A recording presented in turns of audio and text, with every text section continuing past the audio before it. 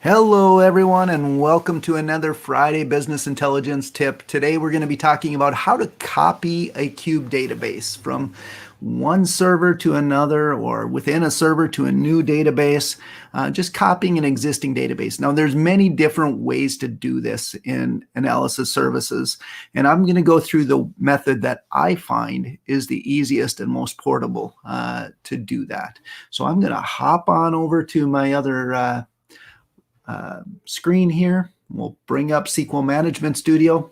Now, what you're going to do is first connect to analysis services on the source machine that you're going to.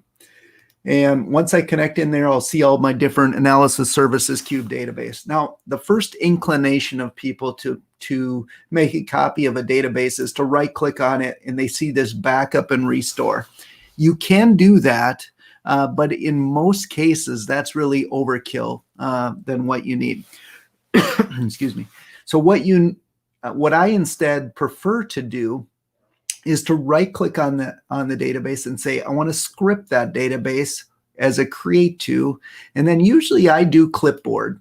And then once it's in the clipboard, then I can just go into Notepad here or whatever your text editor of choice is. And paste that in there. And you'll notice what it did was it generated the script to create that database with all the cubes and dimensions and everything as part of it. You can then save this script off and go over to whatever machine or server or wherever that you want to go to put that, open that text file, copy in that script, and then on that server, if you say new query, you can paste that script in and it will have all of that information that you needed to do that. Now, one of the things you'll want to look out for is up here at the top, you'll see the ID and the name.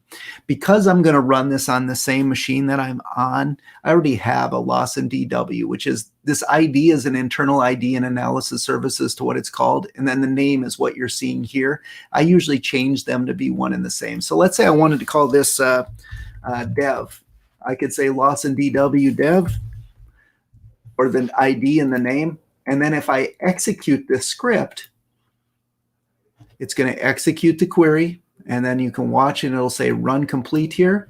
If I come back to this database link and say refresh, you will see my new database here, Lawson DW Dev, and it's got all of the cubes and dimensions and everything that I had in my normal database there for it. So it copies all of that. Now, the one thing you need to do after you do that is because we just took a copy of the metadata and recreated that, you'll want to use the data sources. If you double click on the data source, you do need to set that data source of where it's going to point to get the data.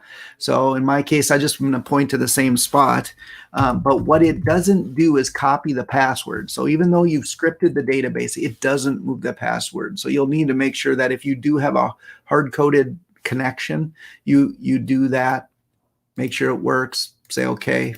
And now on this database, I have repointed it to there. So I now have a production copy and a development copy of that same Cube database.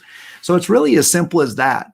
The difference between doing it this way and doing a database backup and restore on that Cube is this method doesn't take the actual data. It's just doing the metadata. So the files are a lot smaller, a lot more portable. It's really just that one script file is all it is, a text file.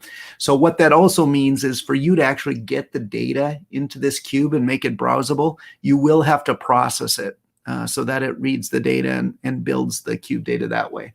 So this method will copy the metadata of the Cube over, create the structure, but you do still need to process it to fill it with data so that you can browse it. So just keep that in mind as you're doing it. But this method does give you a very portable way of just moving the cubes around from server to server or machine to machine, or even just making a dev backup as I did here. So as always, I thank you for your time today, and we look forward to talking with you again next week on another business intelligence tip. Thank you.